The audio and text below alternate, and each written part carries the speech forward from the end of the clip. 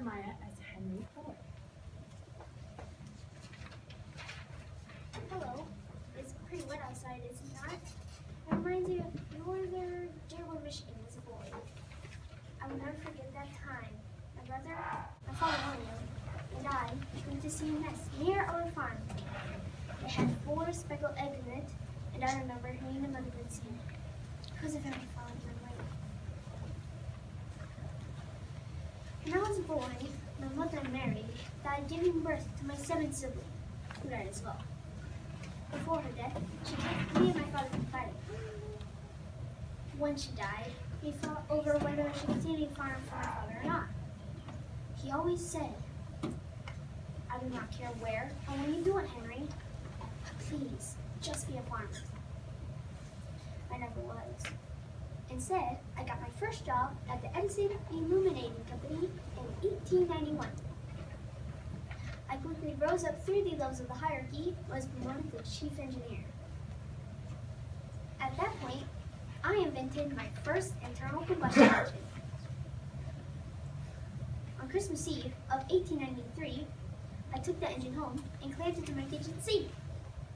My wife Clara helped drip fuel into the intake mixer while I turned the flywheel. We eventually got it to turn on and we were ecstatic. In my spare time, I started to create a gasoline-powered automobile with my engine. 3 years later, when I was 33 years old, I finished what I called the quadricycle. This is one of the greatest accomplishments of my life, and I wanted to create more.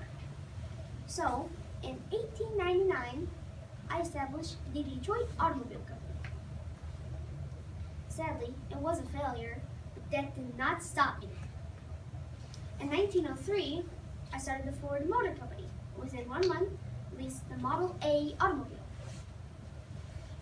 I was so excited to share it, but it was unsuccessful. 3 years later, I invented the Model N, which was okay, but was not my best work. Then, in 1908, when I was 45 years old, I released my famous, most successful automobile, the Model T. My company sold over 16 million cars. In fact, people loved it so much, it's even got the nicknames Flipper, Tin Lizzie, and Leaping Lena. Unfortunately, during the heyday of the Model T was a great war of the world. I was furious and just hated to see so many countries in a quarrel.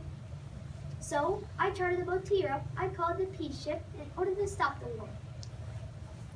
I tried to recruit President Wilson and Thomas Edison, but neither agreed. Nevertheless, I was determined, and I eventually went on my voyage December 4th, 1915 towards Norway. Even though I became ill and had to return home to my wife Clara and son Edsel, the mission continued on without me. Now, back to the Model T. In spite of my early attempts, people are now truly grateful to own a Ford. What is even better, as even though it was cheap enough for most to afford, I still made a fortune. It was a sad day when the last Model T rolled off the assembly line, but it opened new doors to great ideas and inspiration around the world. Oh well, I better get going soon. But remember me, Henry Ford, as a great car maker who believes every family deserves reliable and affordable transportation. Does anyone have any questions?